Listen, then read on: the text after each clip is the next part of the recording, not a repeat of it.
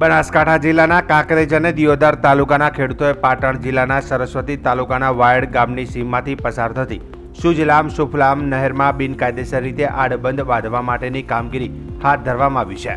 જેમાં સૌથી અગત્યની બાબત વિશે વાત કરીએ તો દિયોદર અને કાંકરેજ તાલુકાના ખેડૂતો કાંકરેજ મામલતદારને આવેદનપત્ર આપી આડબંધ બાંધવાનો તાત્કાલિક અસરથી બંધ કરવા માટે માંગ કરી હતી। જેમાં નર્મદા યોજનાના અધિકારીઓ અને કર્મચારીઓ સહિત કોન્ટ્રાક્ટરે પોતાની વ્યક્તિગત રીતે મનમાની કરીને સરકાર વિરુદ્ધ કામ કરીને ખેડૂતોને અંધારામાં રાખીને સિંચાઈ માટે પાણી રોકી અન્યાય કર્યો છે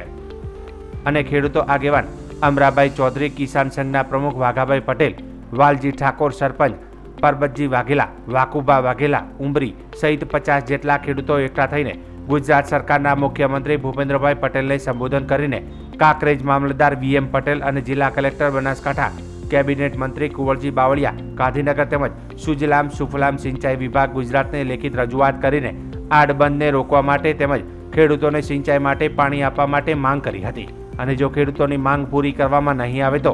ગાંધી ચિંધ્યા માર્ગે આંદોલન કરવાની ચીમકી આપી હતી। આપણા મામલતદાર સાહેબશ્રીને અમે આવેદનપત્ર આપીએ છીએ। અત્યારે વાયડની અંદર જે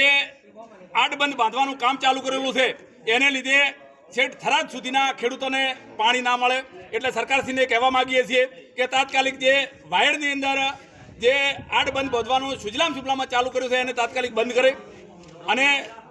એના અનુસંધાને આવેદનપત્ર મુખ્યમંત્રી સાહેબશ્રીને ઉદયસિંહને આપીએ છીએ। સરકારશ્રીને નમ્ર વિનંતી કે તાત્કાલિક બંધ થવું જોઈએ। જો નહીં થાય તો આવતા સમયની અંદર તમામ ખેડૂતો સાથે રહી અને ગાંધી ચિંધ્યા માર્ગે આંદોલનનો રસ્તો અપનાવશે એટલે સરકારશ્રી તાત્કાલિક ખેડૂતોના હિતમાં જે વાયડની અંદર આડબંધ બાંધવાનું સુજલામ સુફલામાં ચાલુ કરેલ છે એ બંધ કરે એવી અમારી